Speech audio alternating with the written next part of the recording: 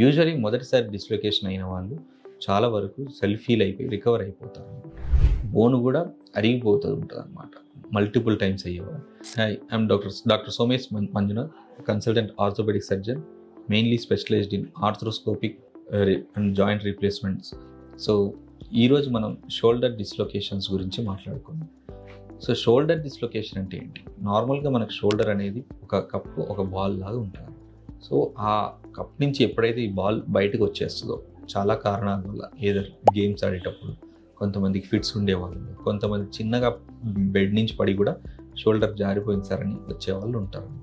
So ఎవరిలో అయినా సరే ఒకసారి షోల్డర్ జారింది అంటేనే చుట్టూ ఉన్న కండరాలు, మెయిన్గా క్యాప్సులర్ లేబ్రమ్ ఏదైతే ఉంటుందో ఆ గ్రిప్ ఇచ్చే స్ట్రక్చర్ అది టేర్ అయ్యే కింద పడాలన్నమాట. యూజువల్లీ మొదటిసారి డిస్లొకేషన్ అయిన వాళ్ళు చాలా వరకు సెల్ఫ్ హీల్ అయిపోయి రికవర్ అయిపోతారు. కొందరిలో మాత్రమే ఆ లేబ్రమ్ అనేది హీల్ అవ్వదు.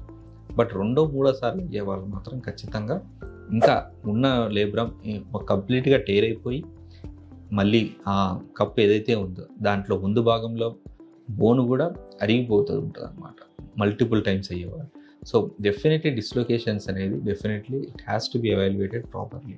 ఎయిదర్ ఒకసారి డిస్లొకేట్ అయింది, రెడ్యూస్ చేసాం, ఆ రోజుకి పెయిన్ తగ్గుతుంది, మళ్ళీ దాన్ని ఇదేంటి అట్లీస్ట్ ఒక 5 days తర్వాత వచ్చాక మళ్ళీ ఎంఆర్ఐ స్కాన్ చేసుకొని ఎంతవరకు టేర్ అయిందో చూసి మీ డాక్టర్ సలహా తీసుకోవాల్సిన అవసరం పడుతుంది. చిన్న టేర్స్ ఇలాంటివి ఏంటంటే వదిలేస్తాం. పెద్ద టేర్స్ని డెఫినెట్లీ మనం ఆ లేబ్రమ్ టేర్స్ని రిపేర్ చేయాల్సిన అవసరం పడుతుంది. చిన్న ఆర్థ్రోస్కోపిక్ ప్రొసీజర్ ద్వారా 2 to 3 స్టిచెస్ పడతాయి అంతే.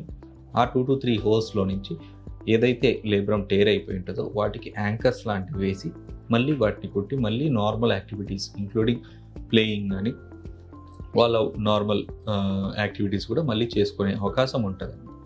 మోర్ దాన్ 3 to 4 times కన్నా ఎక్కువ డిస్లొకేషన్ అయిన వాళ్ళల్లో డెఫినెట్లీ మనం సిటీ స్కాన్ కూడా చేస్తాం along with the MRI to know the status of the bone ఎంతవరకు అరిగిపోయింది. ఒక 20% కన్నా ఎక్కువ అరిగిపోతే మాత్రం ఇలాంటి నార్మల్ రిపేర్ పద్ధతులు సరిపోవు అనమాట.